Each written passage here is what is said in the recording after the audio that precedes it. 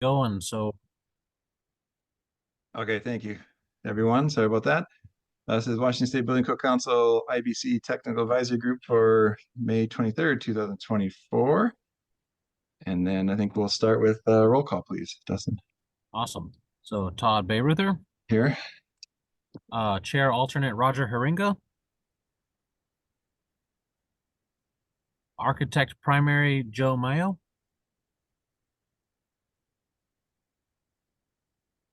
see Joe here. Joe Present. Sorry about that. okay.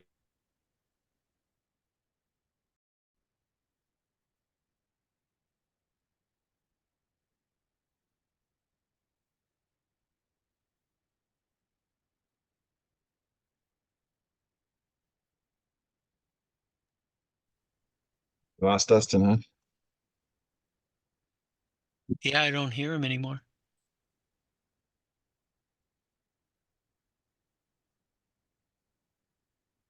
All right, well, while we Looks like wait it for that.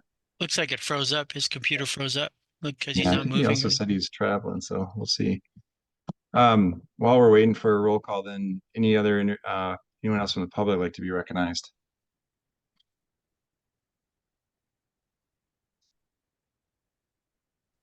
Go ahead, Brett. Yeah, just Brett Conway with Mackenzie. Thank you, Brett. Okay, well,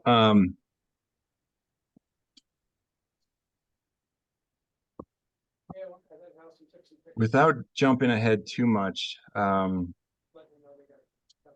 let's jump ahead. Let's go right to public comment. And is there anybody like to address the tag on something that's not on the agenda, which related to our work? Okay. Well, with that, I mean, I think we can just jump right in and we'll circle back. I mean, I could take roll, but I'm not writing it down anywhere. So we're not taking any action until we can then establish quorum. So, but let's just jump right in. I don't know how Yeah, far we we're have going to to. get. That's the one thing. If we don't have quorum, we can't vote on anything, right? We can't vote on anything. I was going to say as soon as Dustin popped back on, we'll establish that. Unless Rosanna, you're able to take over for Dustin by chance. I think go ahead, Rosanna. Oh, I was gonna say I could probably take over on roll call, but I think Dustin just popped back in, so I am back online for now. I hope I don't drop out again. I'm gonna leave No my worries. video off for the duration. So I dropped out calling for Chef Fortaleza for the architect alternate. Present. All right, thank you. Next I have a building official primary Tim Woodard. Here. Thank you. Building official alternate Steve Belzak. I'm here. Thank you. And then cities and counties primary Hoyt Jeter. Yep, I'm here. Thank you. Cities and counties alternate Sean Carlstrom.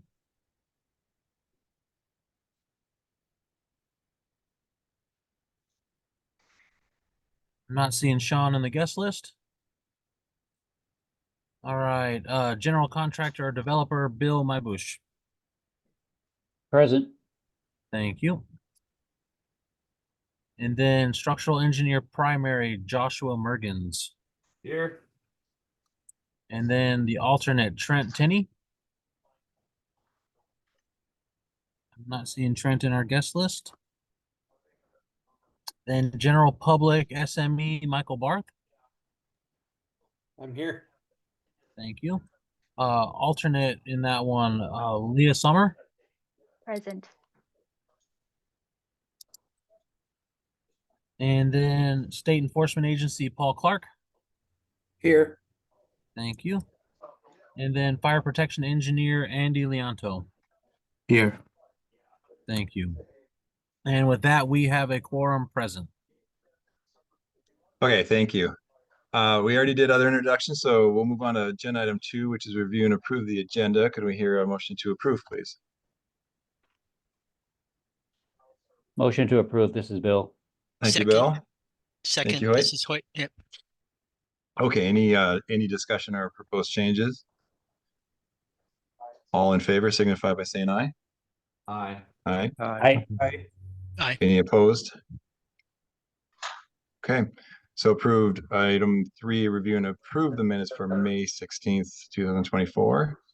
They are in front of you. Let's hear a motion to approve first.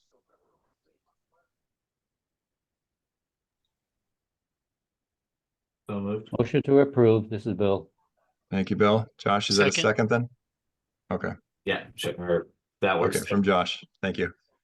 Okay, any proposed edits? Okay, we'll vote. All in favor signify by saying aye. Aye. Aye. Aye. Aye.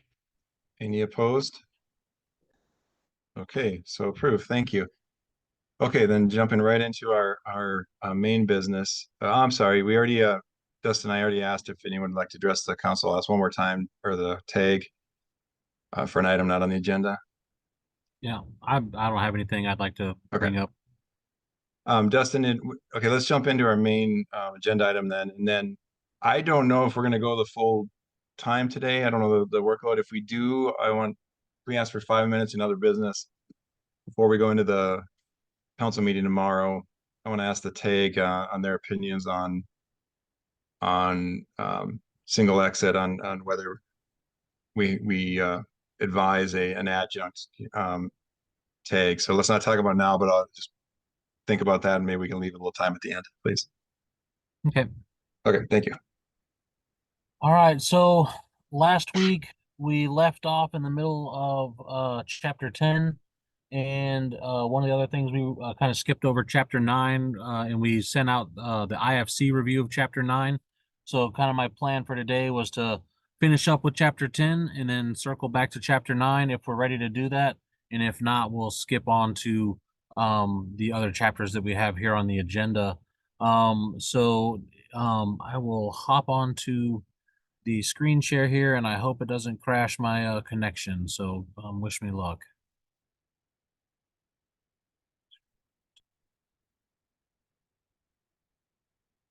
All right, so we should be seeing our agenda up here. And I have on here my roll call sheet.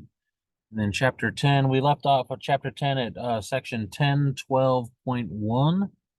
And that would be in here. And then let me get to it on our Word document. And because I don't see any indicators whether or not I'm still online or not, I'll assume that I am. You are. Okay, awesome.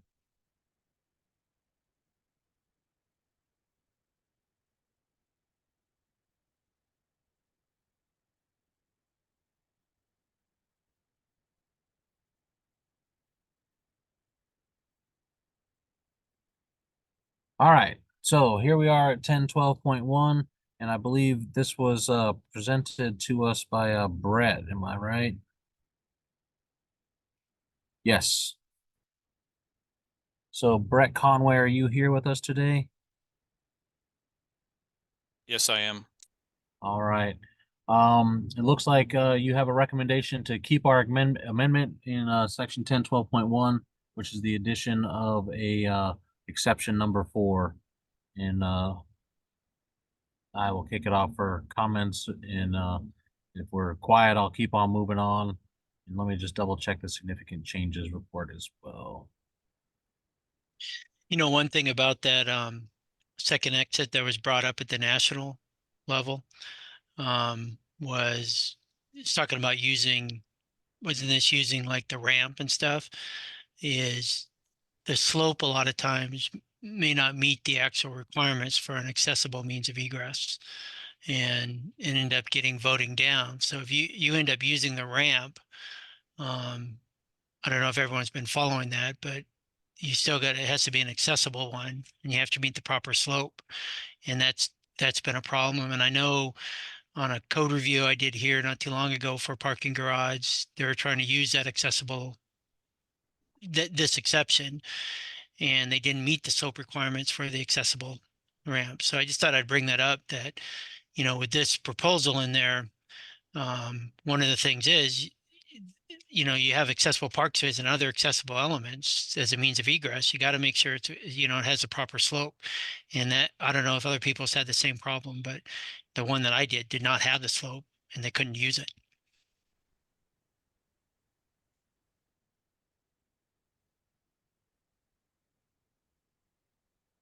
Has anyone else had that problem? I've had that several times actually, and I've had it proposed several times. And similarly, I've had to show that no, it is not an accessible ramp. That, you know, though it may satisfy this amendment, it does not provide an accessible egress because it does not satisfy accessibility requirements. You don't have the landings every 30 inches of rise. You don't have the appropriate slope. You don't have handrails. You don't have any of the things that go along with an accessible ramp. This showed up, I think, in the 2018. I don't recall the background of this amendment. So, Just to let you know, they tried to make this also at the national level to do, because I was at the hearings on that, and it also got turned down. So if you're asking my recommendations, I would say we should get rid of this amendment, but that's, I know where it came from. Actually, Seattle uses this in the Seattle building code. They allow this, but it's not allowed anywhere else in the country except here. So I guess the thing comes up, what other people think, if we should still allow it. What I'm saying, I'm having issues meeting all the requirements to allow it. And I'm not sure how Seattle got around that, but this is in the Seattle building code. They allow the accessible ramp. They're allowed to use accessible on the ramp. If you go to any parking garages in Seattle, you'll see that, but it doesn't meet the slope. The ones that the ones I've been in, I don't know when they were built though. So maybe at the time the slope was different. So I can't say it didn't meet the code at that time, but the ones that have come across my desk recently, I've had to deny it because it didn't meet the accessibility slope. Yeah, and I could see for an existing building, you know, potential consideration. I'm always urging all of us to have caution in removing anything, without, full knowledge of the background. Typically for the tag, we're looking, does the 24 code capture what we had in the amendment? Yes, no. And in this case, that's an obvious no. It doesn't, which would suggest to keep the amendment. If we're going to, look at this one, though, this one would be worthy of exploration, in my opinion, to explore really what the history was, and and kind of look at it from that angle. Because I think this is it's an odd one. I don't know how it got approved as an amendment, because it's one of those that really doesn't satisfy the criteria that we set forth for statewide amendments, being that it should be something special to the state of Washington, whether that be a legislative mandate or something of that nature. And I don't know of any of that with this particular situation. So it's, in my opinion, we should explore it, but go from there. I would just echo a lot of what Michael just mentioned, and I think it would take a proposal though, and with lacking a proposal like you were going down the lines of, Michael, I think we have to keep it in because we didn't have the presentation done to us. We didn't get any of the testimony that the proponent had or anything else. So I would say I agree with the recommendations. And correct. And that's exactly, I agree that, it should take a proposal, because this is not addressed in the 24. So therefore, based on the scope of our task. Yep. I thought But- that was our task to actually, maybe I'm wrong, to see if we need to keep, is our task basically to say, if our state amendment that has been in there forever, right, is not in the code, we keep it. And if it is in the code, I mean, if it's not in the code, we keep the state amendments. And if it's already in the code, we can remove it. Is that really what our task is? I think I would, my understanding is that we're trying to reconcile the two codes, obviously, and if any changes in the model code occurred this cycle, then we would flag it and have some ability to amend, to advise on the existing code. But I think you're right. In this case, if there was no change in the model code, I think I hope we're taking comments or making comments on this in our log, and then that would hopefully encourage a state proposal, right? Yeah, so my experience dealing with these reports is limited to interacting with the 2021 cycle. And so reviewing those reports, the tag did sometimes recommend removal of a state amendment. It still, I think, would require a proposal, and we as the tag would have to decide if who's going to be making that proposal to remove the amendment. Right. So I think in this case, the tag is clearly stating recommendation to remove it, but the mechanism is most likely through a proposal because there has not been a legislative mandate or other trigger. So on this one, do we want to change the recommendation from keep the amendment to remove the amendment? Okay, so if you don't mind me jumping on, if we say remove the amendment, that basically means one of us would volunteer or whatever to put a state code change proposal in. Is that correct? Correct. I recommend remove the amendment. Yeah, I think we can make that recommendation and then we'll verify with staff that requires a proposal. Yeah, And then go into exactly. rulemaking. And I agree, because it should look, get more thorough vetting. Really, there's, I can make a comparison to that IBC chapter 717 damper issue that, shouldn't have gotten removed. And so I'm very cautious about saying remove when, we don't have the full knowledge of what the arguments were for getting this in the first place. And it obviously is not in the 24. So it does, it shouldn't be an automatic removal, but it certainly is worthy of some discussion. Yeah, I thought that's what it was, is we would put a proposal in to remove it, and then hopefully people would come back and testify why to keep that in, right? I mean, I assume that's the process. Yes. So that's why I was saying I think we should make a recommendation to put a proposal in to remove item 4. Yep. So, I mean, how are we going to work that? Are we going to vote on that with the, I guess, quorum? Because I'm kind of like what Mike just said, is Michael, or not sure. Anyway, I don't feel like I have enough background information to say I recommend removal or not.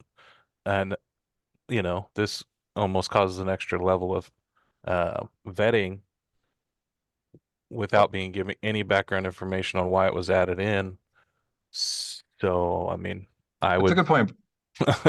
Sorry to interrupt you, Brad. No, it's a fair point, and I'm in the same boat. So maybe we can word it differently that that the tag recommends further review through a proposal, because really that's what we're saying in a proposal. A proposal goes in, and we're recommending that goes into the rulemaking process for further review. So maybe there's a better way to say it then, rather than I'm sure it sounds like some on the call are knowledgeable in this and have a hard stance, but technically we don't have the authority. We're making a recommendation, right? So we can recommend anything. Is that helpful at all? I think it's a good comment, Brett. Yeah, so what I did is I suggested in my own version over here in the significant changes tab, exception for a Washington State amendment should be considered for removal via proposal in column G, which is the tag comments and recommendations. Yep. Do I have a different chapter 10 significant changes report than you do? No, I added a line. Okay. Yeah. For No worries. section 1012.1. I think we can think about the language, but there might be another way to say it, Dustin, like that the tag recommends this for consideration in rulemaking, for potential removal, right? I know that's a little wordy, but not trying to massage it too much, but we're recommending that it goes into rulemaking is our point. Agreed. Okay. It's not good enough as is potentially. All right. So review for potential removal during rulemaking is what that's supposed to say. Yeah. And some maybe flag in there, likely through a proposal. That's we think the pathway. Yeah, and I don't mean to hog the talk on this one. I'm just talking off based on my experience. I've never figured that out. Why you can that was what I'm saying, the accessibility part, and it wouldn't work. So, But Hoy, just to recall here, you're saying this went through, you think, in the 2018 state cycle. Someone put a proposal in, and this was added. I'm not. What I remember when I first started doing code review, it was with the city of Seattle, and Yeah. I think this was a Seattle thing that they have in there. So if you go to a lot of their parking garages, downtown Seattle, they're on a big, they're on a big, how they have the slope sites and all that stuff. They had a lot of the parking garages don't meet the accessible routes with the proper slope if you go into some of those. And I thought this came from Seattle, but I could be totally wrong on that because I know I've discussed this before and never could figure out. I personally couldn't figure out why I got into the whole state. So I don't know the history behind that, but that was Justin, just can't you pull what the whack up and show us? It's just saying there, Yeah. right? When it So I was digging for a proposal in the 2021 proposal log that we have, and there's one for chapter 10, and but there's not one for this specific section. And that chapter 10 proposal really just covers the passenger transit systems and guide rails. Oh goodness. And so I didn't find one, but I can definitely pull up the WAC and we can look at it, and I can try to see about getting the CR documents as well for that one.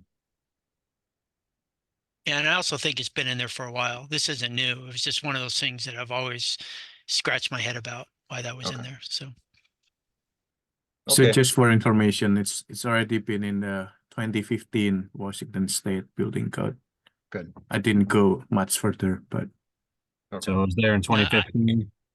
I think this has been in since the 97 UBC. That's FYI. I mean, I'm sorry to age myself, but from doing code review, I believe the Seattle Building Code in 97 had this also. So just Okay. Okay.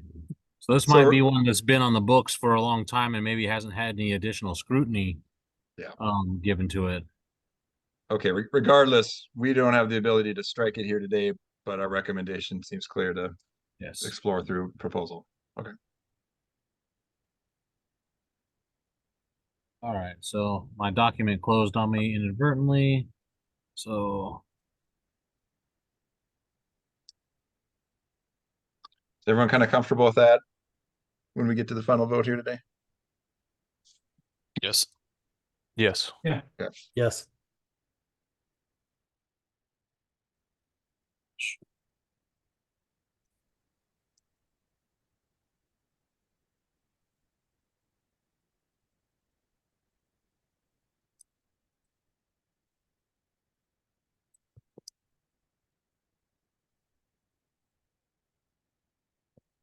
okay. Moving on, 1014.2. Oh.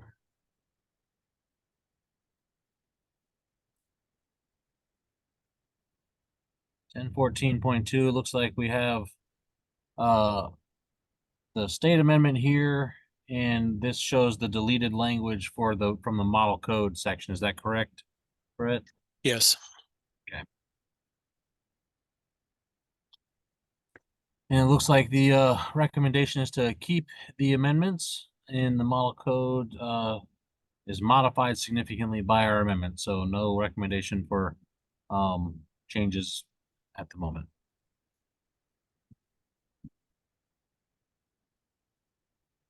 All right, moving forward to 1014.2.1 for height. This one is keep the amendment as well.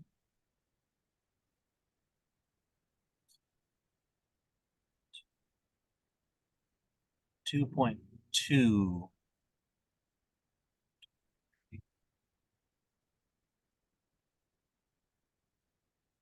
Looks like this next one is a renumbering of 0.2 to 0.3 in here. Recommend keeping the amendment. So on 1014.3, what are the amendments that are in this section? I think it was maybe more of a forced renumbering because of Washington's amendment, so it may not be an actual amendment. Oh, so I have 1014.2.2 in the 2021 code is lateral location, and it looks like it's just renumbered and brought a level out of the list there. So just Yeah, so I think there is no amendment. We could use exactly what's in the code, right? right. So the Okay. model code language is exactly the same as our amendment. Yeah, I think Lee Krantz was the one who put that in on the national level, I think.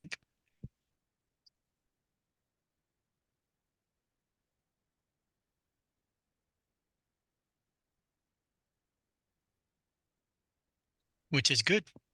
So now we don't have to have an amendment.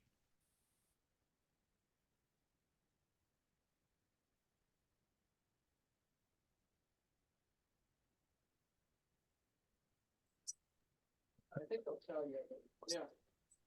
I don't know if I'm a little confused here or what's happening, but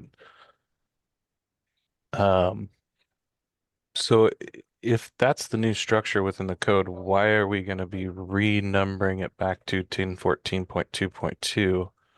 Oh, we're not. No, it's Oh. 1014.3. It's exactly Okay, so what we the can, code says now. So we okay. don't have to have an amendment to it because that Okay. is actually in the model code.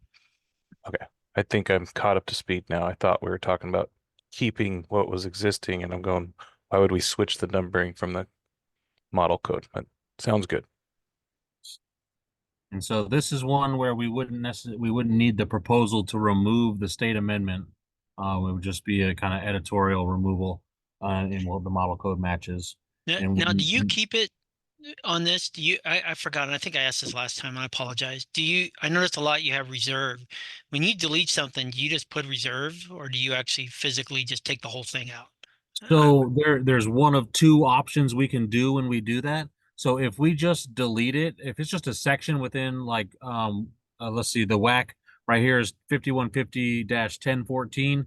If we were to just to delete this section, there wouldn't be a reserved title in there. If we deleted all the amendments for section 1014, we have the option of just deleting it. But the problem is if we ever have an amendment for section 1014 within WAC 5150 ever again, we have to make a new number. So in some of the WAC numbering, you might see a 0 before a number that doesn't kind of fit into the scheme of things. That's a kind of an indication where we've deleted a WAC and then we've added something back to it and we needed the same WAC Right. number. So Stoyan had initiated, if we remove the WAC, we set it as reserved. That way we can use that same numbering again if we needed to. Yeah, So, that's what I was bringing up, is making sure you just put reserve in there and not completely delete it for in the future. So, correct. okay. Yeah. So that's the tack we're taking. So as of right now we're moving towards adopting by reference, and so a lot of the WACs are actually going to go back to reserved status with the adoption of the 2024 code. At least that's the momentum we have right now. We've got a couple more meetings with the code revisor's office and the attorneys just to make sure that we are covering all of our bases as far as compliance with APA and the rulemaking process and all that.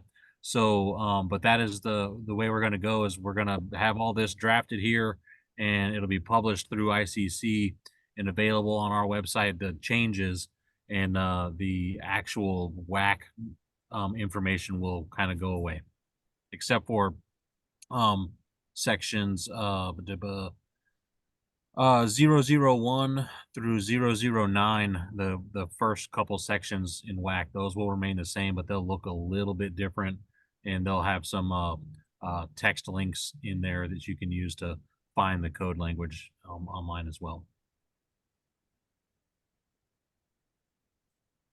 But we are not proposing to remove the whole section here because this is just No. a line in the 1014. Correct. So we're talking, I guess, two different missions here. So let's say that the process that we're moving towards for adoption with the State Building Code Council doesn't work out, and we do publish this all in WAC again. We're not removing the whole section, but if we follow through with the process that Stoyan started and we only adopt by reference, all of the WAC numbers below 5150.009 will transition to a reserved marker. Understood. Thank you. Just making sure that 1014 is not going away. No, it is not going away. Yeah. It'll just look a lot different. Or is on it, the or will not be, WAC. yeah. Yeah. Or will not be reserved because it has content. Yes. All right. So moving on down the line to 1014.8. We just got some renumbering here, probably all generated by the moving of this section lateral location out, or actually adding it from our code process to the national code process. All right, 1014.8 is just renumbered from 0.8 to 0.9. And it looks like our amendments might be included in this one as well. Yeah, that's correct. I have it in front of me. It actually meets exactly what the code says. Okay.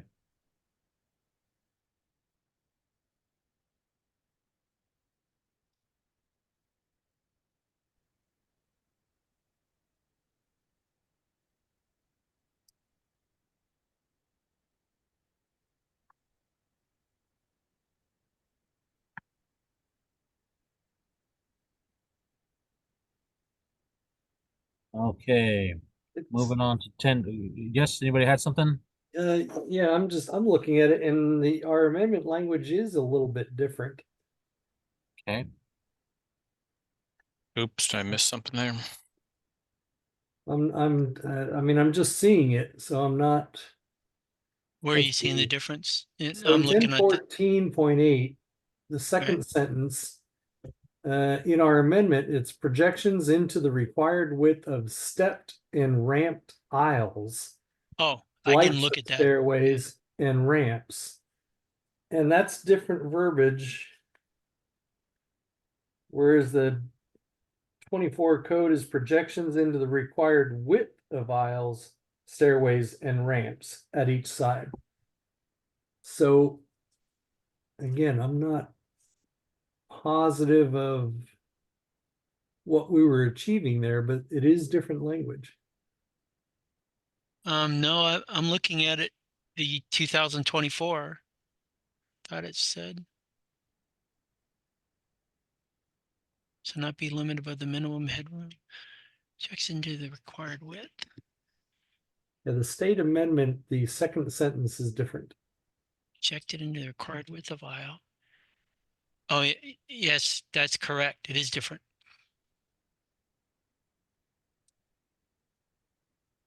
They added width of steps and ramped aisles. And in the model code, it says width of aisles, stairways, ramps on each side.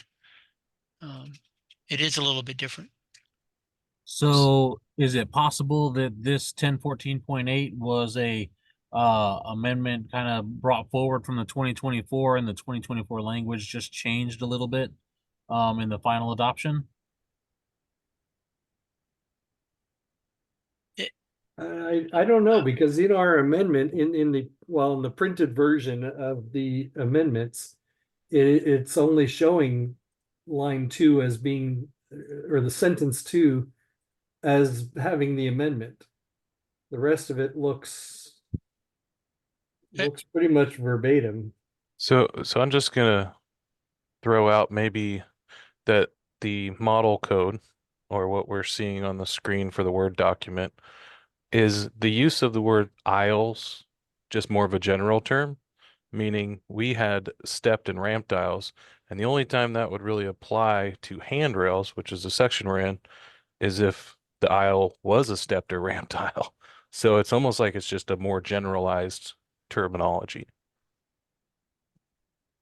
Yeah, I think you're right, Tim. I agree. I don't think we need, I think I agree with you on that.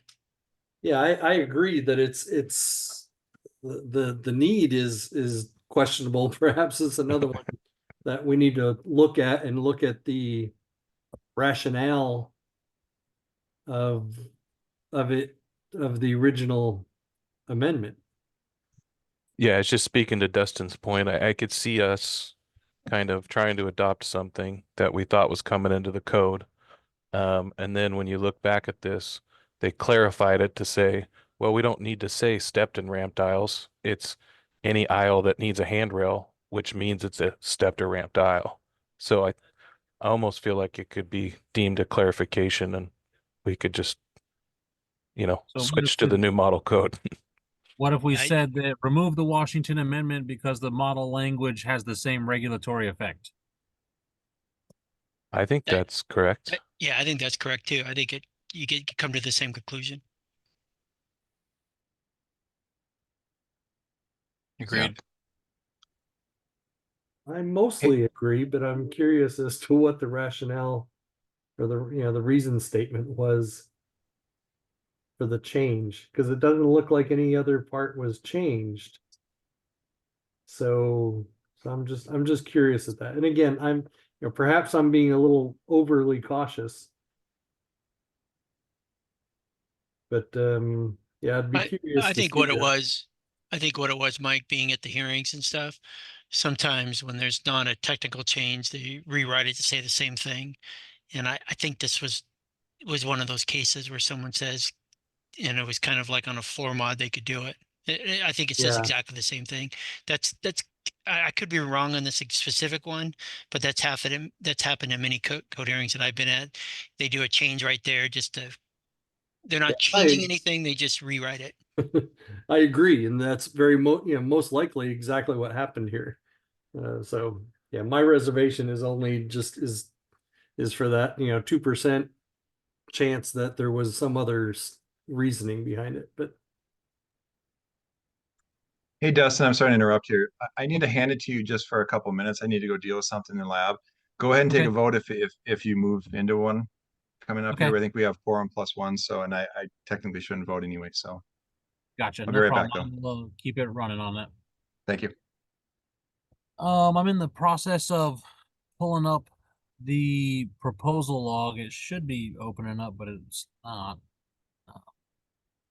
My connection hooking into our server is a little slow, so I'm hoping I'm not going to freeze out my computer. But I was hoping to see if we had rationale on this particular section to see if we were bringing in 2024 language, or if there was a reason for having the change there. But my proposals document is not opening up. Dustin, just to be clear, I think this would have been 2021 language. So it would have been a 21 proposal because it's not red here, right? Or Correct. yeah. Yes. Okay. correct, and it was not amended in the 2018. Okay.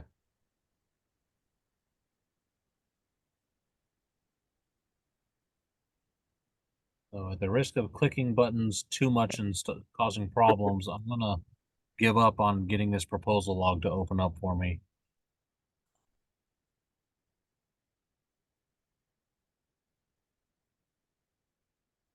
Giving it one more try here. Okay.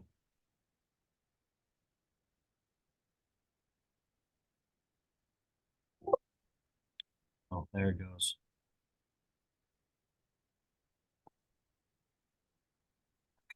Let's see here. So it was a new amendment in 2021, and the base code language did not change between 18 and 21, or for that matter, 24. So it just, perhaps there was some reason. I don't know what that reason was. So here is the proposal that brings in our amendment for 1014.8 in the last section. So it's not projections. Looks like the clearance is not included in this one either. We are talking about 1014.9 now, right? Correct. Yeah, can you just go down to the reason statement? I just want to read what the reason statement was.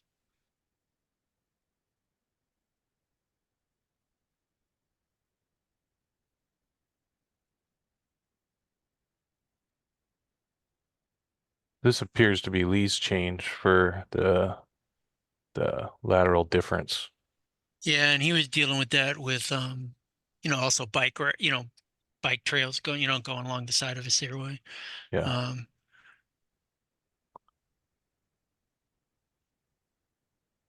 There's some additional stuff attached in here.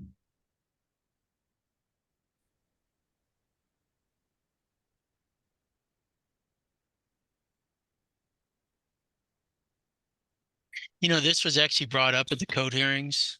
Now I remember it, now that you showed me this, and it was denied, and I actually agreed with the reason why it was denied. So I never understood why we kept it in there, but saying that some building officials interpreted it wrong is what someone was saying, but I mean, that's just lack of knowledge of the code, I think. So Yeah, and I agree. I think in the 1014.1, where handrail is required, it already mentions that it's only applicable to step and ramp handrails and flights of stairways. So do we want to recommend removing the state amendment because it's substantially similar to the model code language at this point? I mean, don't just go off me. I've read it 3 times now, and I think it says the same thing, but I mean, I agree with it as well with that point of view. I'm just if this is the holdout for approving this section, I just want to kind of make sure we're at a consensus here on this particular section. I think it's the same situation as the ramp one, that it's not the same in the new code, but I don't think any of us think it's necessary. So perhaps this is another one that just gets review for potential removal, under rulemaking, because it is different. And I'm probably being a little overcautious because I don't want to see something that somebody or some group may have worked really hard to get something approved for a specific reason, and without really figuring, we're not trying to give credence to whether each new or each current amendment, is worth keeping or not. That I think takes a more thorough review. Okay, I think that's fair. Yeah, I think, if the new code has it, then sure, great. We get rid of the amendment, but if the new code doesn't have it, then and I think we're all in agreement that we probably don't need it, but I think that should be a specific review. I can agree with that. And looking at what you had up before, Dustin, that proposal, that was a change to add that in. So I just think the proponent thinks, and I think it was Lee, that we needed to have that added for clarification probably, but I don't think it needs to be there. But I agree with Michael to just leave it in there, and if it needs to be removed, somebody needs to submit a proposal. Okay, I like that. All right. So with that one, we'll Could you say add, go just add to the log that this is applicable to the second sentence only, so that when we come back to this at a different time, people know where to look. There you go. All right. So moving on to 1015.2. Just where required, keeps the amendments. Looks like the model code language is the same as the amendments here as well. So let's see. 1015.2. Where required.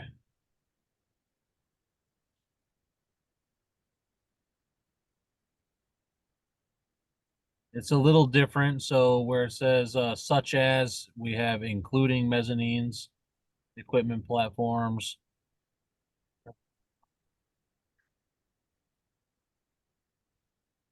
Yeah, such as is actually a commentary thing that really shouldn't be in the code.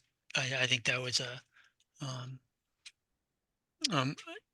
that's a minor thing, but that's something I know John Sue's been working at trying to get that stuff out of there. So, but we actually took this to the national code and got approval. So I remember this one. And then we have a little bit of extra language here. Guards shall be provided. So it's like they take a breath and just reiterate guards in here. And at the perimeter of occupiable roofs. I think the change here would be substantially similar to our language. And then it looks like, go ahead.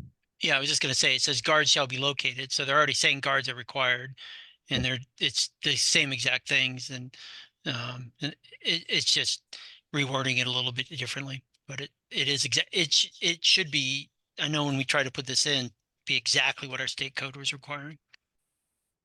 And I think the occupiable roof is a new term in this code this cycle, is it not? Yeah, it's a defined term. It's a defined term. And so that's another just change for occupied portions of an occupied roof. I think that's just editorial in there.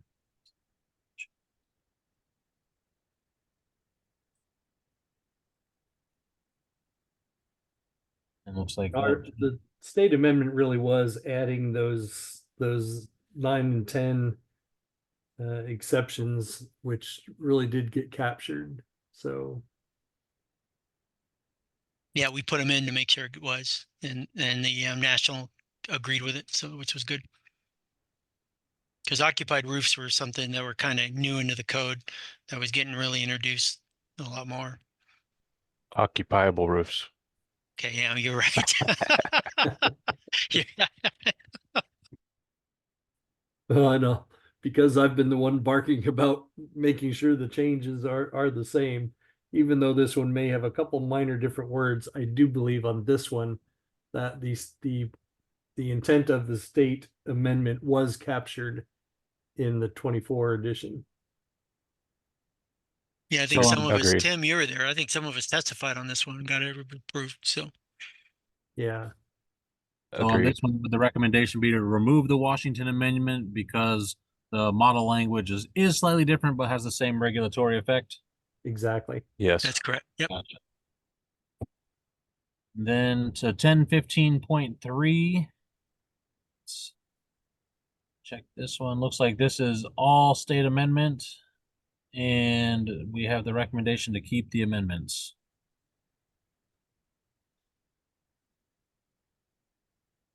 I have this one in the table here, supersede by 2024 code. I think that's just a mistake in this table. No, I thought the 2000. I'm looking at the 2024 right now. It looks like it's exactly the same. Okay. Yeah, it looks like under like below glazing and 15.2.1 there's that height. I think that seems to be Okay. similar to or the same. The only thing is tread nosing. They just said, they didn't say tread nosing, connecting the nosing. Oh, you have So number 2, exception 2. Yeah, I think it's the same. Unless I'm looking at it wrong. I'm looking at my 2024. Well, comparing it to the 21 code, there was no glazing section. And then in this 24 code, it seems like they touch on this with under the glazing. If you scroll up just a little, Dustin, for the first portion. Oh no, 1015.3 is just height. Okay. Yeah. I think That it's in appears to be there. mostly the same. It's exactly, I can't see a difference. What about this, the addition of R2 in here? That's fine. I mean, it's R2 and R3. I mean, usually the R3 you're in the IRC anyway. So, I mean, Yeah, the blue one, item number 2, there's the new change in 2024, but in the 2021, we have an amendment, state amendment of item number 4 there. In areas with ceiling heights of 7 feet or less, in lofts constructed in accordance with section 420.14. I don't think that's captured in the 2024. So question is, maybe we should keep the but state I amendment thought, there. I thought item number 4, right? That's a I thought lofts was dealt in another section. So if you go to 420.14, or there's a loft section in the code now. We'd have to look at that. And I believe it's in chapter 4. Let me see if I can pop that up. I could be wrong on that, but I thought lofts are in chapter 4.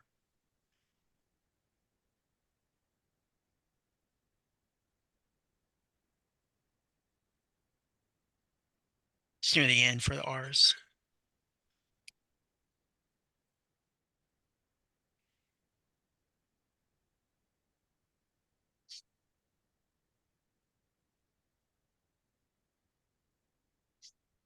maybe in the state amendment only.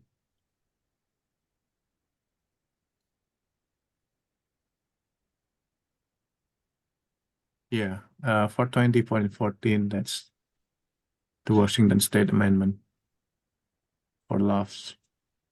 Yeah, okay, so it was in chapter 4. So And so 420.14 is not included in the model code for chapter 4.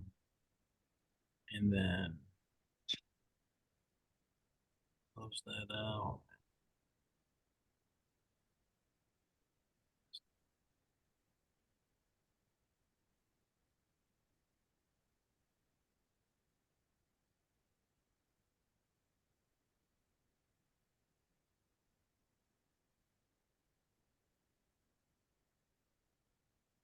It's right there.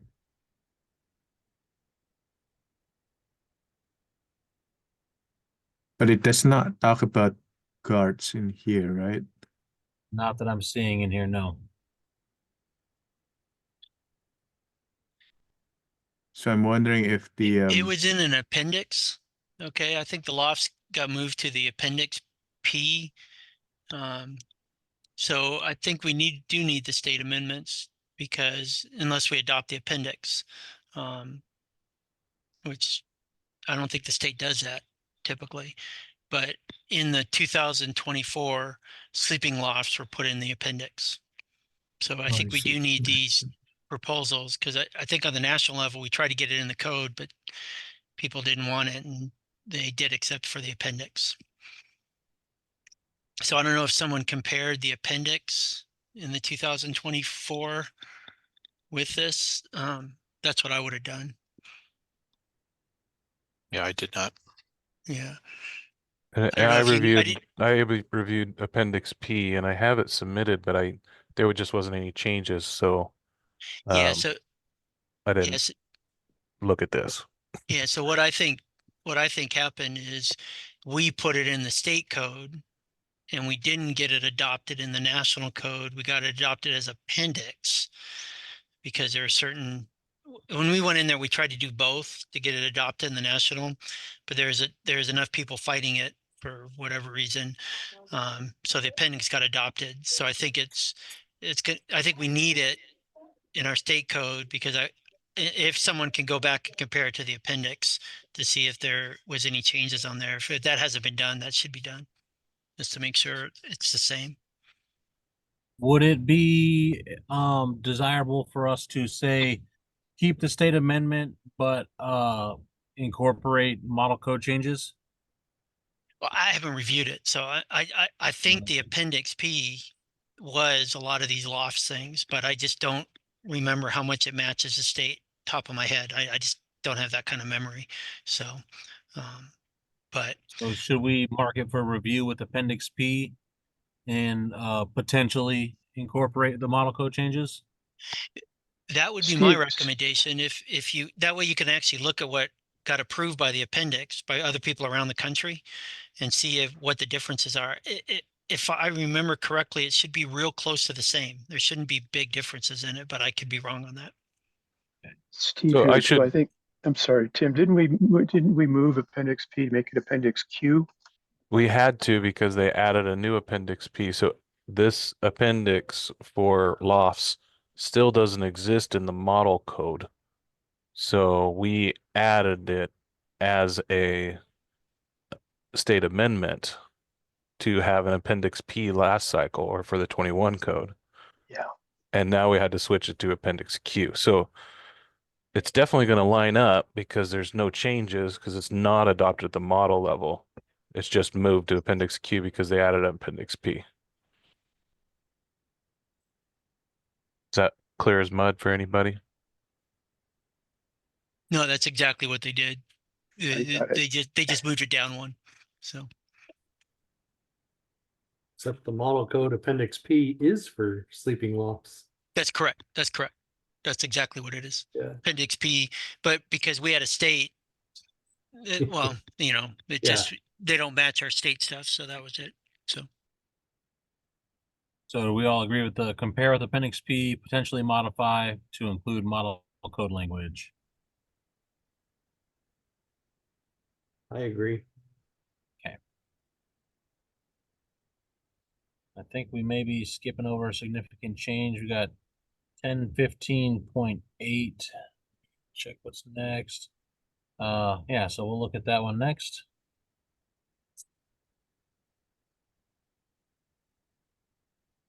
1015.8 has new ICC language. Requirements are added for large windows in R2 and R3 with sills less than 36 inches. There will be cost impacts based on windows that meet these conditions to have the requirements.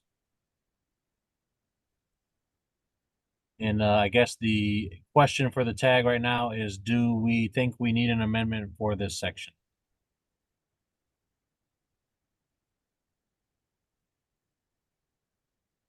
I'm sorry, I don't know that answer right personally. So Gotcha. What's the recommendation on here? I'm not seeing that on the Word document. I didn't put in recommendations for, I was just, Oh, okay. in one of my reads, it was just whether there's a cost impact or not. And that's where Okay.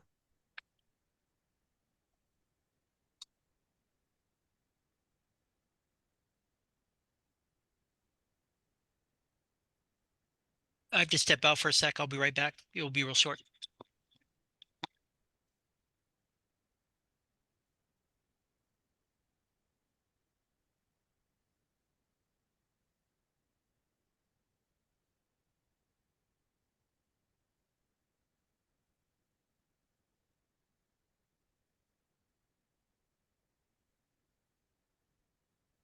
This to me, it feels like something we should flag, but I would be hesitant to say it needs an amendment. I'd probably actually lean towards no, it doesn't need an amendment. It was reviewed at the national level that there was enough of a safety hazard there that they want to require this now. So I don't think we should go against that now unless we had ample evidence. So I would say no amendments necessary. Okay. I would agree with that too, because doesn't seem like there's anything harmful in there, and nor do I think there'd be anything unique in Washington for that any of that would conflict with. Agreed. Okay. 1017.2. 1017.23. Okay. 1017.2. Like table 1017.2. We have a I'm back now. Okay. Looks like we just add in section 3116 for fixed guideway and passenger rail stations. As an addition to this table.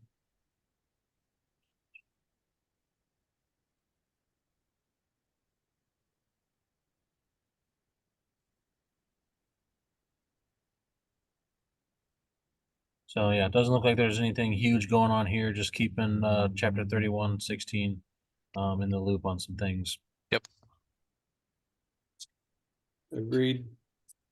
1017.2.3. Sorry, real quick, doesn't where you're putting it in, doesn't it go underneath A, B, C, and D and E? Because the pedestrian parkway, doesn't that go underneath those?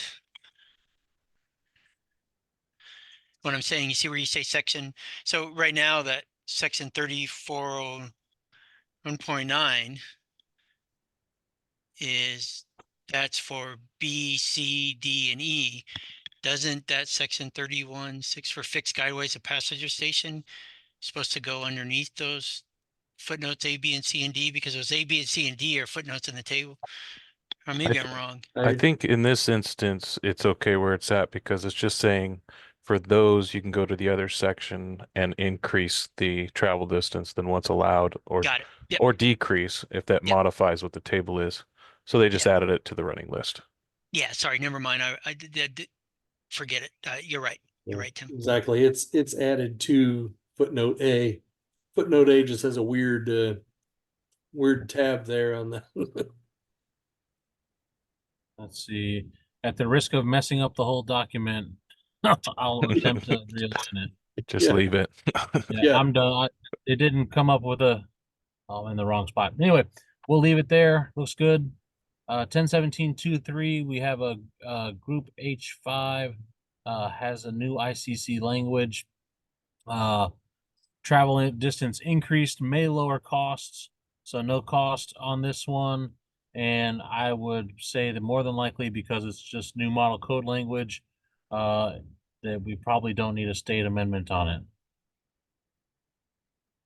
Agreed. Yes, I agree with that for sure for the H5s. Absolutely.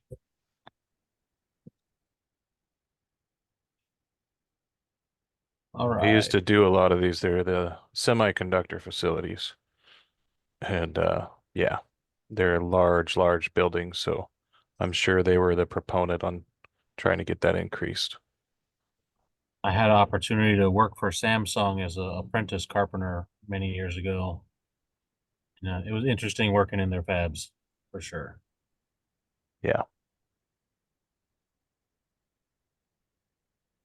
All right, looks like 1020.6 is our next amendment. 1023. Okay, go to 1020.6.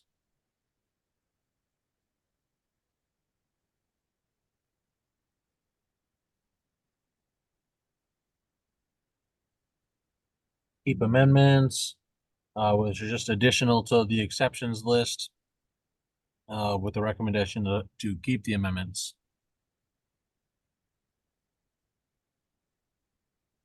Everybody okay with that one? Yeah, I agree with item 5. I didn't know about that item 6 as much. But I do agree with item 5. and I agree, the new code doesn't capture it, so.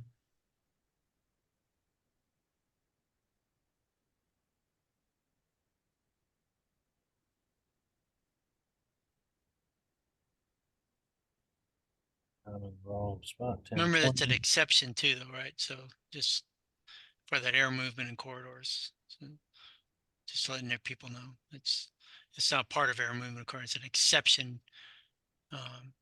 So not where you can use it. So Okay.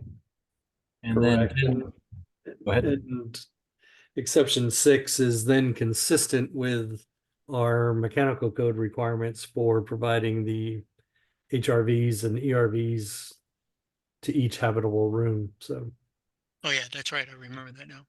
so, Yeah, that's correct. so yes, we need to keep that amendment. All righty, moving to section 1023. The stairways. One sentence from the wall amendment. Is the wall amendment. 1023.12.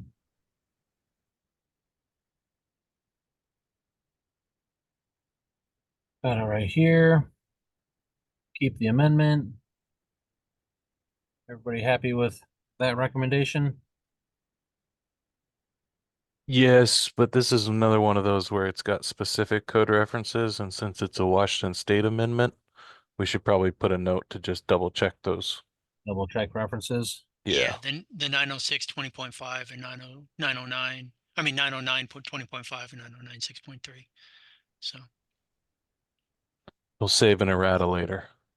Yes, it will. All righty.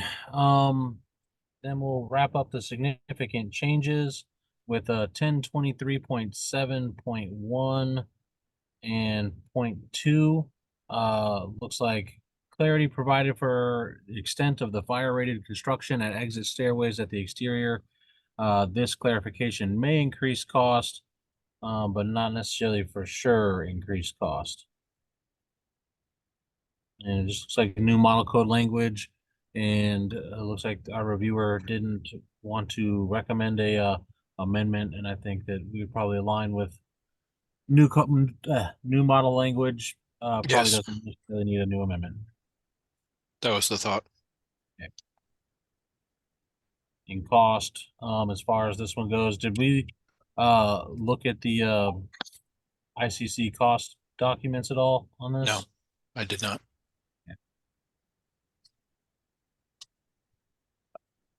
no, I'm- it will increase the cost a little bit. Yep. So, Okay. but I You agree think with so, what the Hoyt? ICC.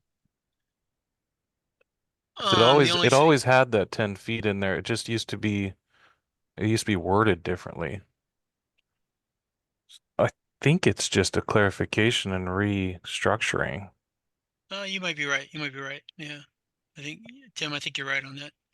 I haven't studied it enough, so I thought it looked like it. But yeah, I think there is a place for the 10 feet.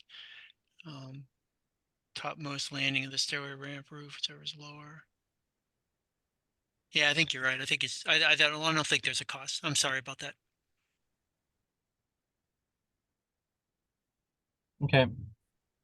So with that one, I believe that brings us to the end of chapter 10. And the IFC tag is asking for this one so that they can look at it before they review their chapter 10.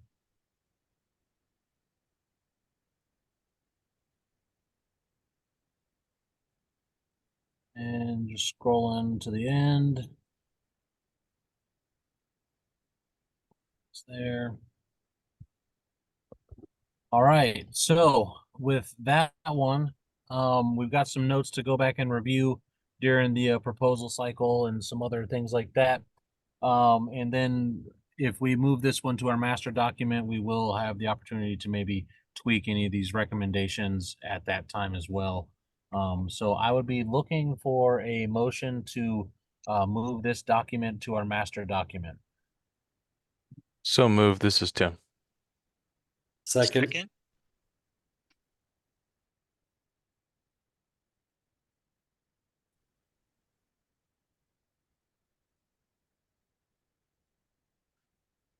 Just making some notes here. All right, so any discussion on this chapter before we take a roll call on that one? Or not a roll call, but a voice vote? Seeing no hands. All those in favor of moving this document to the master document, please say aye. Aye. Aye. Aye. Is there anybody opposed? All righty, no opposition. We have moved this one to our master document. Cool. So on this one, or I guess our next chapter is slated to be chapter 9, but I wanted to ask everybody if they've had the opportunity to go over the chapter 9 from the IFC that we sent out last week.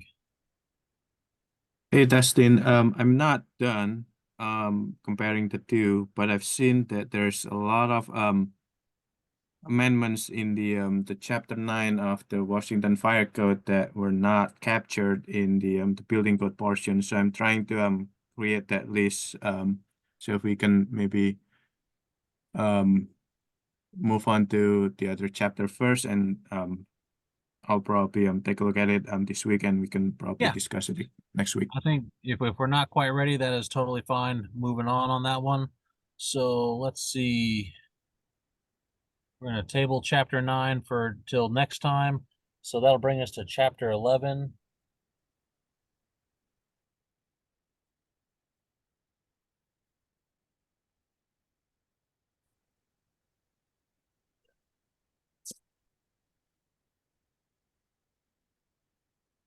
All right, let me get this stuff pulled up and I'll get right on.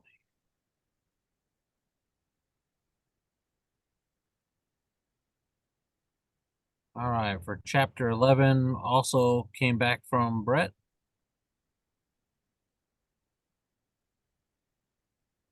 Here's chapter 11's Word document. Here is our spreadsheet. Make sure I'm going to start at the top for everything. Cool. So looks like we're starting at 1101.1. Have a lot of amendments in here.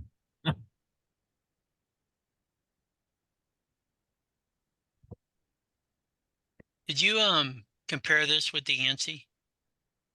Because you know we're in the because I thought some of this ANSI stuff, because chapter 11 is the accessibility, you know, we went to the 2017 ANSI, and I believe the ANSI had some of this stuff that was in our state amendments. I mean, it's not a problem to keep it, but just thought I would, because a lot of them you're referencing the A117. That A117 is a 2017. Is that right? I believe so, yes. Yeah, 2017. So I know some of these got pushed through and some of the got put in the standard, just FYI. So, and I don't know if you checked the standard reference, because I know they did move the references around a little bit, like 703.6.3.1. I don't know if that was checked. So as far as what we got going on here, these are making modifications to the ANSI document. And so we would need to double check these ones with that particular document is what I'm hearing. Yeah, the A117.1. It's a new standard that we're in. It's a 2017, because we used to be in the 2009. I won a couple cycles with the 2009, and now we're in the 2017, and there has been some changes in it. So I don't know if that was actually checked to make sure it was the same reference. Because so Brett, did you have a chance to review this against that particular document? I know we didn't distribute that out. No, I didn't. So let me take that whole front section here, because that's a big bulk of the edits there. So let me do that cross check. So I would propose we just kind of table chapter 11 until we can come back and potentially hit it as a whole chapter. Sure, but like Brett mentioned, it's really just the first probably 8 sections. So we might be able to verify that right in the meeting, but we could also hold off. You guys are up for it. I'm for it as well. I can open it up. Okay.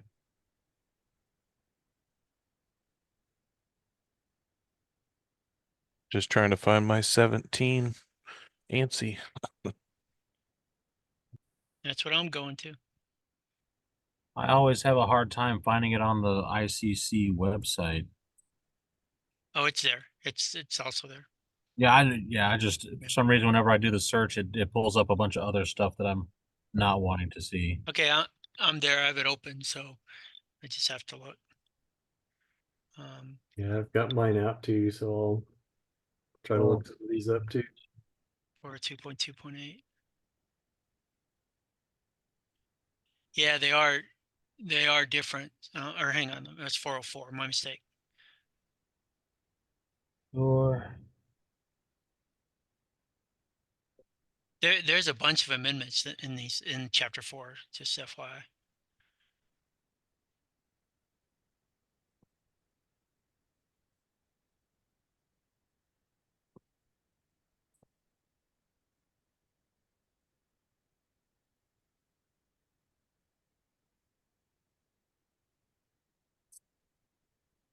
Yeah, so that one that's in green is actually what I believe the code already says.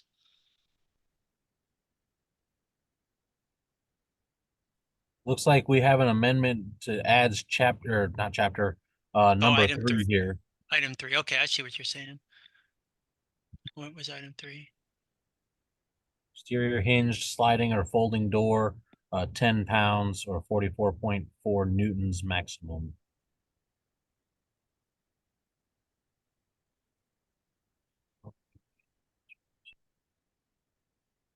Everything else appears to be the same, and it is the correct section. So, yep, I would say we're good on that one.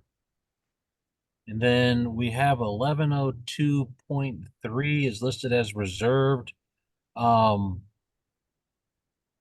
don't think that that's needed in here.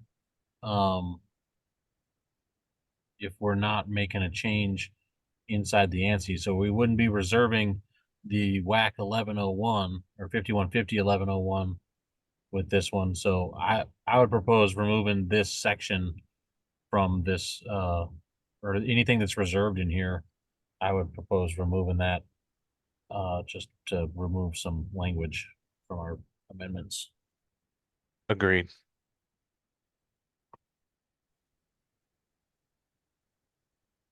Yeah, I agree with that. So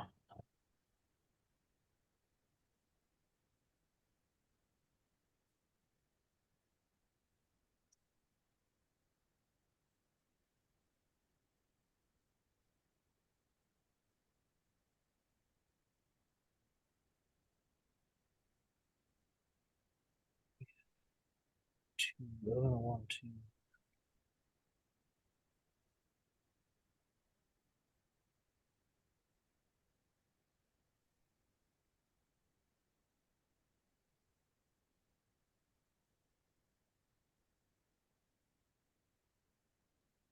Okay.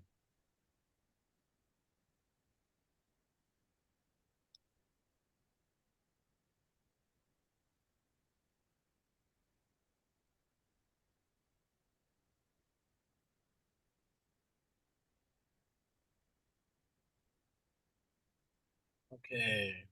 1101.2.2. We already covered that one. Then 603.6.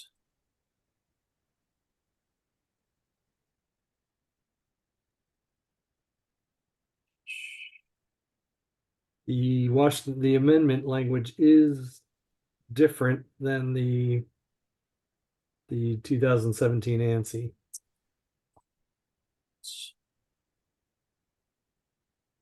Towel dispensers, try. So, just to be clear, all these should be different. So I think we're just looking at if the sections line up, right? Yeah, I mean, I guess part of the thing is if the updated model A117 Captured it. does it cover the existing state amendment as well? And on this one, it did not. There was no change in the A117. Okay. It looks like the exact same with the next one too. There's no change in the 117. It is different than what the base code is, so I think we should keep it.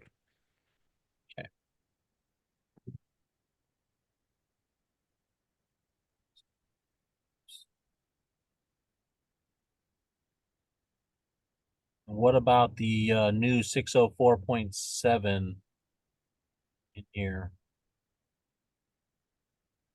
Yeah, that's new, so that would stay in the base code, right? Like we're Yeah, not unless- reviewing the ANSI, so Yeah, I guess so. I agree. But I don't want to give us more work. We got enough. Yeah, I thought the only thing we're doing is, yeah, if our state code is already in the model code, that's where we get rid of it, but not the other way around. Correct. All right, 703.631.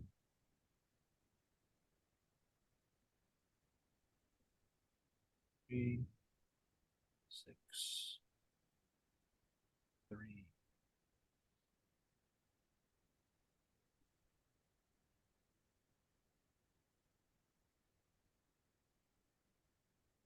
all the sections line up and it is different. Does require the blue background and a couple other things, so I think we need to keep it, but no further amendment. Okay.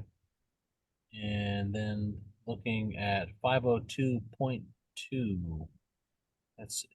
I'm curious, does anybody have any idea why our numbering goes correct in our WAC, but then the A117 numbers are kind of out of order? Just curious if it might work better to reorder these so that they flow within the A117 better. I'm sure they did that to save work, meaning they already had the other ones, and these ones that we're getting into was a state law that got passed that required us to change the access aisles for parking. So they probably just added it on to what was already there. But you're right. If we want to go through the work and the effort, it sure makes sense to coincide it with the ANSI, so that when people are doing this comparison, it works better, flows better. So over this last year, I've fielded several calls on this section Yeah, where parking space is wrong. Yeah. In our state, the parking one is, I don't think, correct. Because this is 110127.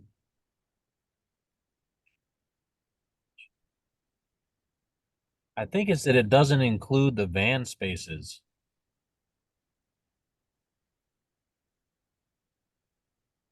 yeah, what it is if you go down, if you look at the thing, go down a little bit farther, no, not on that, on there. What it talks about, you can have a van if you have a single like that. Now go up to a little bit higher. It changes when you have ones parking next to each other. One is a van and one is an accessible, and you have a smaller access aisle. So The reason why Washington took out the added van width is because Washington adds that same width back and makes the aisle, a minimum of 96 inches. So you don't have that option of the wider space and narrower aisle because you have to have the wider aisle. Therefore, the van space may be back to the 96 inches. So in the 502.4.2, the access aisle width is just always 96 inches for van spaces. For van, yes. And that's why those two work together. Okay. Yeah, so Agreed. And anybody on the national level doesn't understand, and I still can't even explain why the Washington legislature decided that it was only appropriate to have a 96-inch access aisle next to a van. But the legislature told us we had to do 96-inch access aisles for accessible parking. Yeah, I agree. And it's been there for years, and it's probably still goes in 85% of my plan review comment letters. And I think the guy messed up and was thinking for the height clearance. So the vertical clearance had to be 96. So I think the person that's my opinion. I don't think that clearance is correct, the 96. I think we're wrong. I think it's the clearance for the van has to be 96. So The van, well, height needs to be 98, I believe. I But mean, yeah, 98. this did come from the legislature, and you know, again, I agree with, you know, why the legislature did that, who knows, but that is what we have to live with that. The only rationale that anybody told me is they said that the small spaces look like motorcycle parking.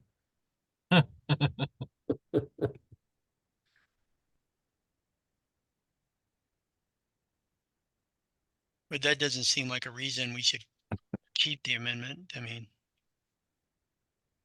I find that confusing personally. Yeah, well, I think we have to keep it simply because there is legislation. I think there is statute that requires it. Yeah. And so the building code amendment is in response to that statute. So we don't really have a choice. Yeah. And I can confirm now that all the sections line up for those first two, 502.2 and 502.42.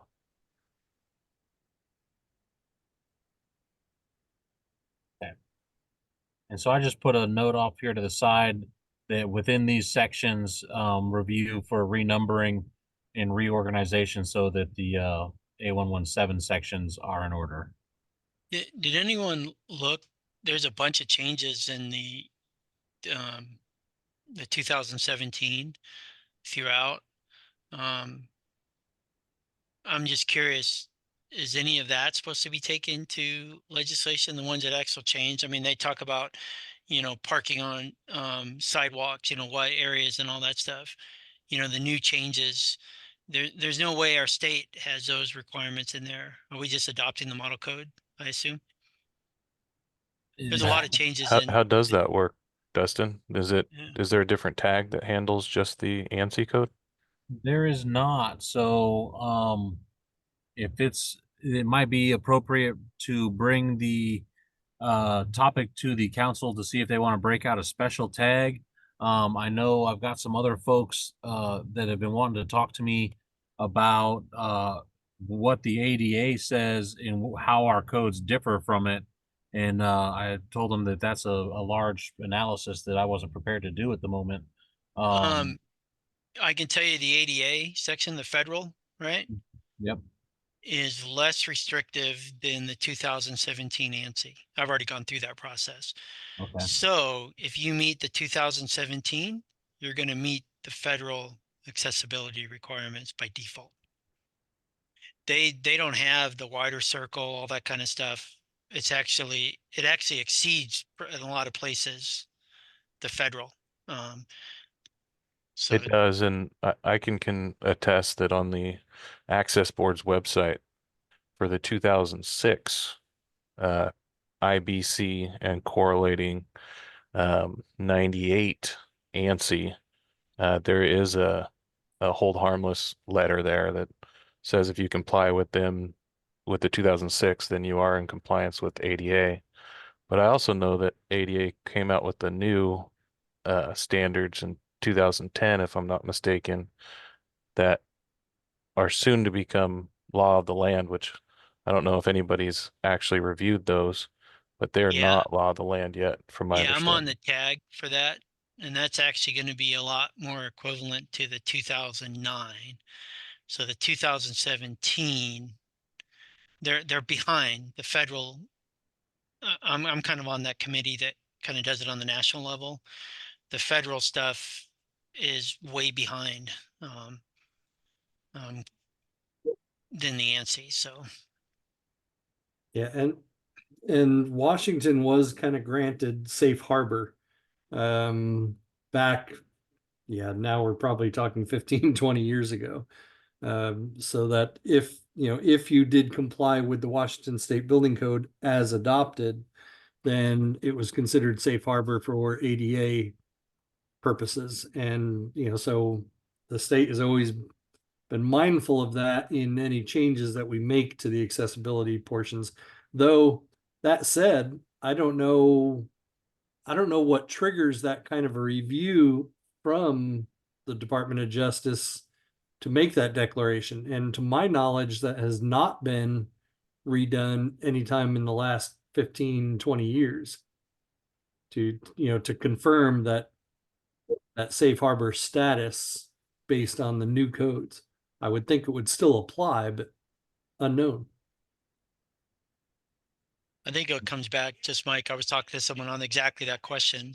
It will come from a lawsuit when they'll actually do it, which I think is a stupid reason. You should review it ahead of time, but Yeah. that's what I was told. Yeah, well, and that's why it's so important to have that safe harbor, because it does provide a defense of if you comply with this code, then you're essentially in compliance with ADA. So, and again, that's old. It's been a while. So all it would take is a new lawsuit somewhere that could mess that up. So I liked what you said, Dustin. I think, at least in my opinion, this tag should probably recommend to the SBCC that they create a special tag just for the ANSI to review it for any of its changes. That's just me thinking out loud here. And if some of the changes are not required for ADA, then at least at that point the tag could recommend us possibly not adopting them. But I guess the 21 code already references it, so we already have it adopted. So maybe it's a little too late for that. I'm not sure. Well, I would say that if we were looking to maybe recommend that to SBCC as the tag, we would need a motion on something like that. All right, so maybe a little bit more discussion. Since we already have this approved by reference in the 21 code, does this group feel like we're kind of too far along? That's kind of my thing. I mean, it'd be nice to have a comparison of the two. I've done a little bit of that, but not all the way, just for myself. Yeah, and that was discussed in the previous tag, in the adoption of the 2021. I don't know if they ever did a side-by-side analysis, but it was discussed to to look at that, because that obviously is a significant change going from the 2009 to the 2017 ANSI. Yeah, there's a lot of big changes in there. So Yeah. I mean, one of the biggest ones is circle. So yeah, and it was recognized as a significant change, but without the need to further amend, essentially. So Okay, so I won't make that motion then. I haven't really used the 17 ANSI yet because we just adopted the 21 codes and all of my submittals are still vested. But yeah, had this been last cycle, that definitely would be a recommendation I think the tag should and sounds like it did make. So never mind. Okay.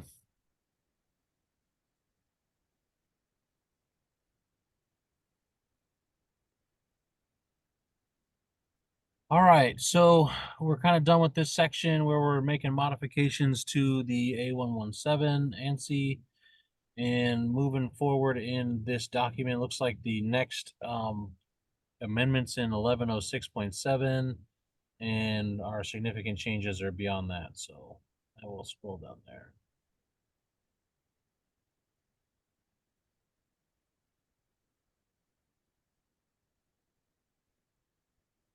Here we are with the location, with the recommendation to keep the existing amendment, which has been added to the last line here. Is here. Tim is not. You're not here tomorrow, right? And.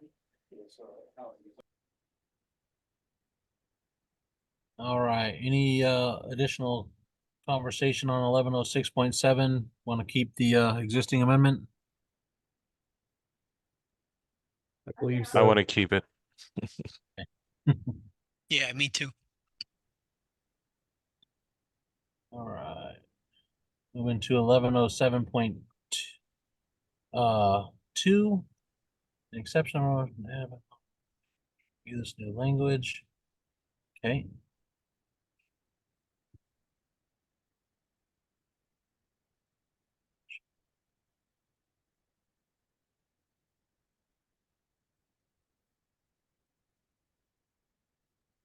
So let's see, 1107.2. So it looks like there's a recommendation to review some of the new language added to this section. Well,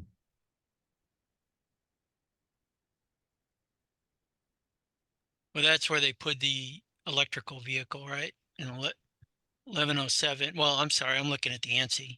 No, I'm looking at the right code. That's the motor related facilities, and it dealt with electrical vehicle charging stations. yes.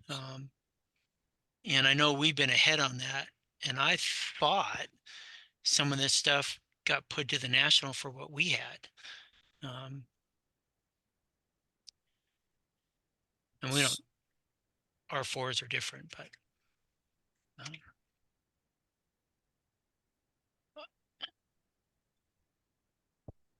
And I think we should use.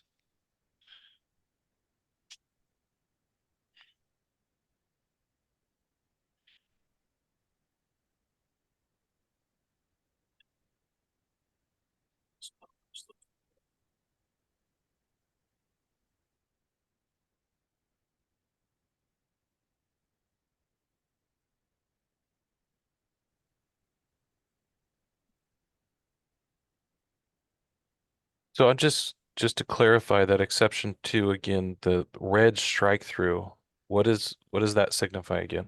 That is a proposed modification to the new model code language by Brett.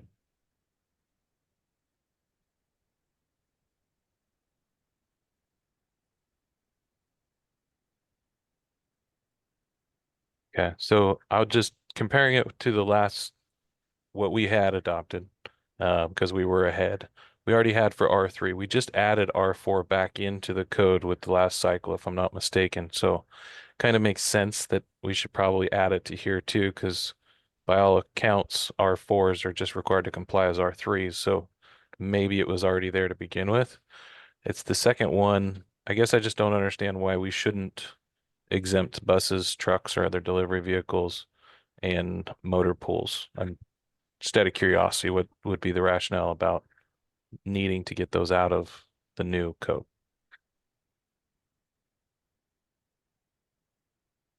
Folks, this is Brett. I'm sorry, I had to jump out. Didn't tell you. So, Well, I'm glad you're back, Brett, because we have a question for you. yes. So in your review of chapter 11, in a section 1107.2, there's a new exception, and you have a kind of a proposed modification that if we did, we'd have to get a proposal on it, but that you're proposing to remove the exemption for buses, trucks, delivery vehicles, and motor pools. Right. So that was probably me going out over my ski tips there, but Washington is pretty strongly unique in its sustainability language. So didn't know if we wanted to, it's bringing it up for discussion whether these exceptions make sense for Washington. So The where I see it makes sense is now they have electric trucks. mhm. And at the time when this was originally, there were no electric trucks. So I think that's why, and then we also have electric buses. I don't know about delivery vehicles, but I can Oh see the yeah, buses and several. trucks. Yeah, Amazon maybe. now Are they electric has too? Yeah. they have the UPS Razon. has a few of them as well. Yeah. Yeah. So to me, I agree. I think we should strike that. So Oh, I thought you were going a different way. I think we should leave it because so at least in my mind, when you have a fleet of something, it's not providing accessible. It's kind of like exempting work areas in a way, right? right, Is but then you have to put it the electrical vehicle So then what you end up doing, you're going to be required to put multiple ones in there. So, right?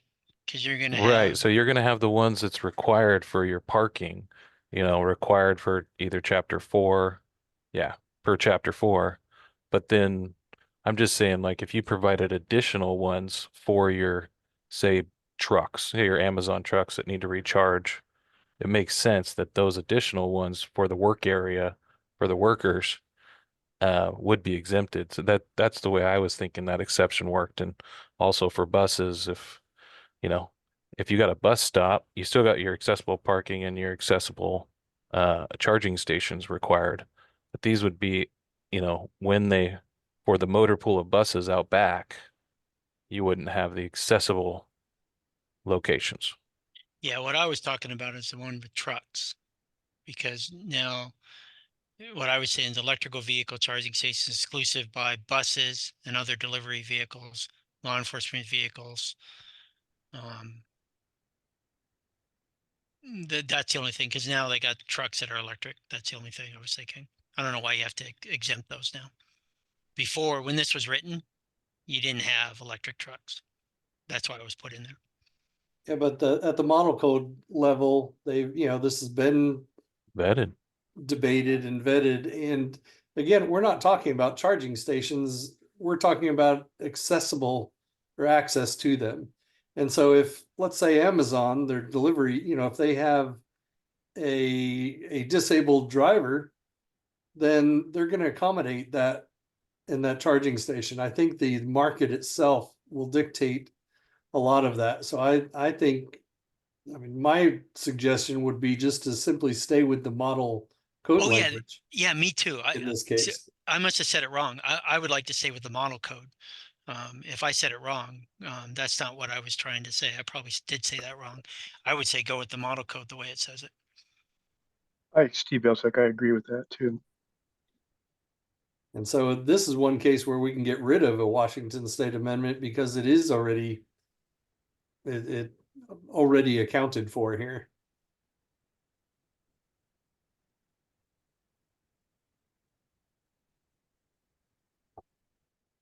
I think, right? Yeah, Yeah, I- 1107.2. I'm trying to see was that an amendment? So we had Yeah. on this section here, but we It's the only had next one one. exception. Yeah. So that's not an amendment today. Yeah. So the addition of R4 in exception number 1, I think needs to happen because we did adopt R4 earlier this year for the 2021, and then I agree keeping the new model code language in addition. It'll be to, R2 also. So the model code would be serving R2, R3, and R4. Where do you get the R2? Yeah, no, It's in the exception of the 2021. I should be in the 24, shouldn't I? My mistake. Yeah, it's just R3 and as discussed, the addition of R4. So I think the state took amendment. my mistake. I was State looking at the wrong amendment code. seems like it can just go away in this case. Yeah, I agree with that. I apologize. I was in the 2021, not the 2024. I have both of them open. I was just looking at the wrong one.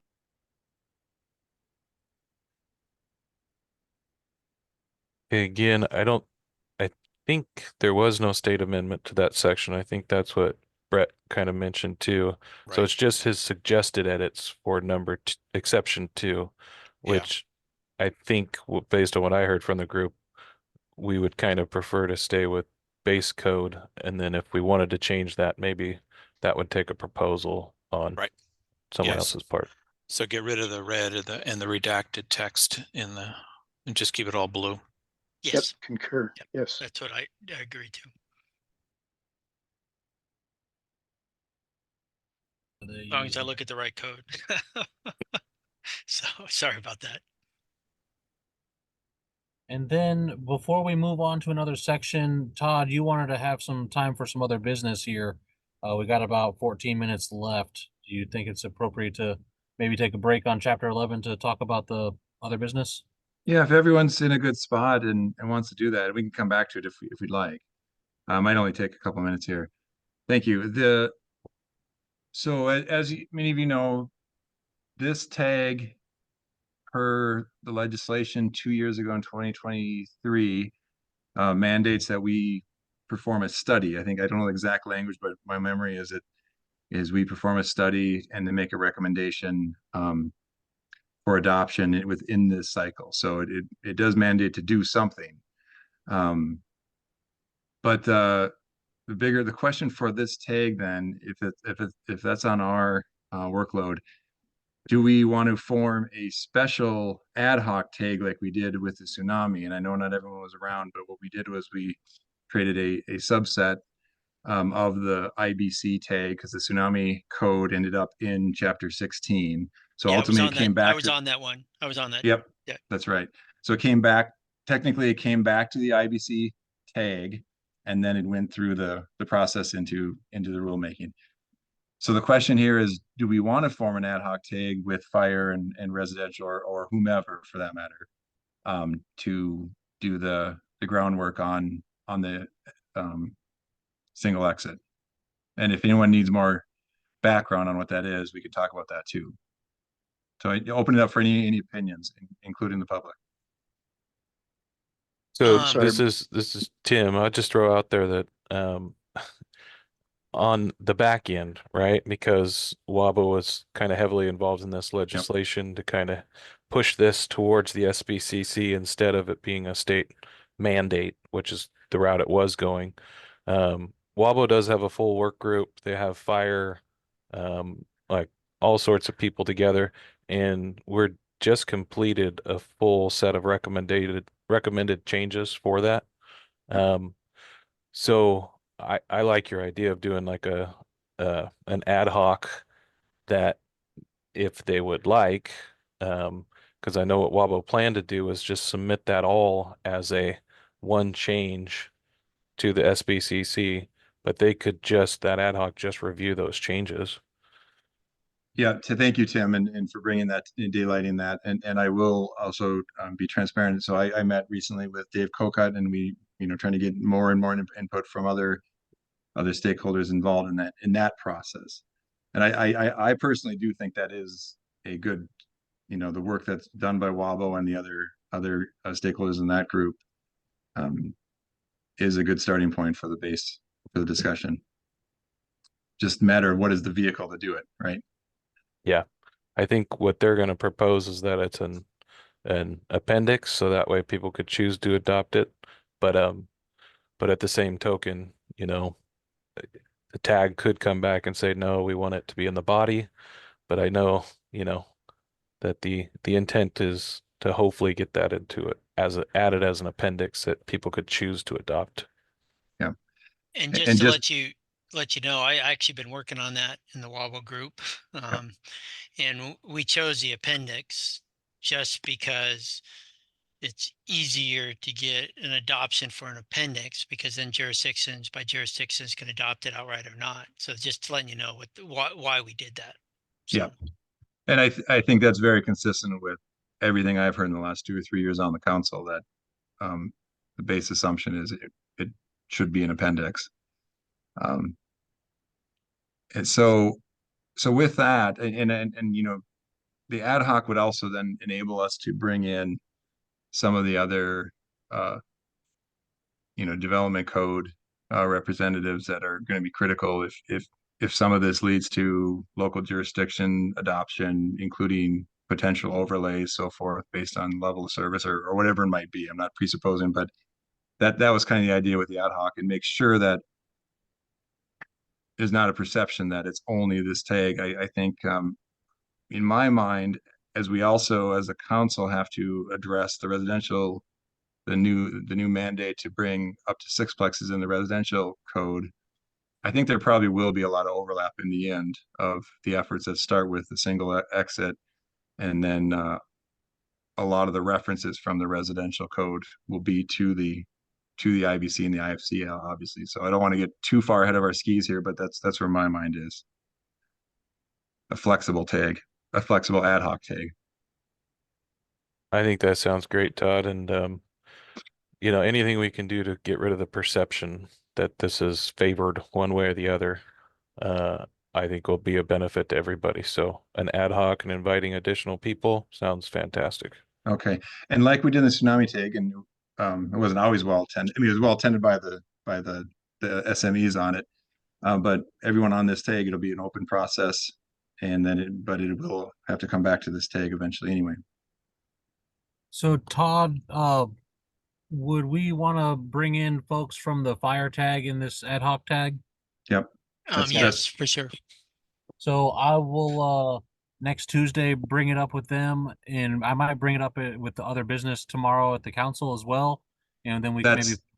That's what I was thinking, and Dustin, and Okay. I don't think we need to meet beforehand necessarily. I'll try to come a little early because I'll be in person, but that was my thought here, is get some input at least from the IBC tag, and then let's raise it. Yeah. And to let people know, haven't been including the fire people also in it. We've given them our drafts and stuff like that, how we've been doing it. So we're getting fire input already to get that proposal.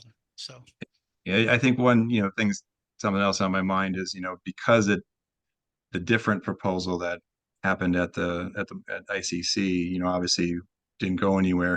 I want to make sure that we have a very transparent process that's a little more agnostic and inclusive, so that we get it right out of the gate. So, okay. Well, that was it. I just wanted to raise that. Thank you for that discussion. Anything else on that? I don't think so at the moment. Okay. yeah. Just out of I curiosity, have to jump off too, so sorry. Yeah. about that. wasn't there one more legislative thing, and it was something to do with efficiency dwelling units? Yeah, so we've got some middle housing and efficiency dwelling units stuff going on. We have a new staff member who we're going to be introducing at tomorrow's council meeting. They're not online here with us, or yes, he is. Josh, are you there? Yes, I am. Josh, I would like to introduce you to the building code tag. Josh is new with us. He comes from DES. He's worked with Stoyan in the past on our legislative mandates, and as part of these projects that we're embarking on, Josh is going to help us organize and kind of make sure we're meeting the legislative requirements on that. So in these three groups that we have going on, I would expect you guys would at least be communicating with Josh on that one. But since he's brand new by about a couple days, we haven't thrown him under the bus yet on those. And so we're still working out kind of our vision on all that. And but I just wanted to take the opportunity to introduce him. I didn't realize he was online with us, or else I would have probably introduced him beginning, but I was having some connection issues myself. So as we move forward, it was kind of my intent to really kind of address the legislative projects that we have on our slate at our next council meeting, to make sure that we are addressing them and have good council input on that for some direction if there is any needed. But I do appreciate the proactive nature of what's going on with the single exits, and we can bring it up in other business and maybe formalize the creation of the tag for the single exits, since there's probably more work done already on that than on the other stuff that we have going on. But I've got folks reaching out to want to participate in those work groups as well, and we're really just getting organized on those fronts at the moment. Great. I just would throw out there that the one for the efficiency dwelling units, I think, could just be reviewed by this tag, because it's really just evaluate to see if we think we could go smaller than what's already amended in the state code. So no further evaluation needed. It's just literally over that one section. So hopefully Josh agrees, and we'll see in the future. Awesome. Well, we'll get them up to speed, and then like I said, we might talk some more about it at our tag meetings before the June council meeting, but it's my hope to kind of formalize our plan of attack on those at the June meeting.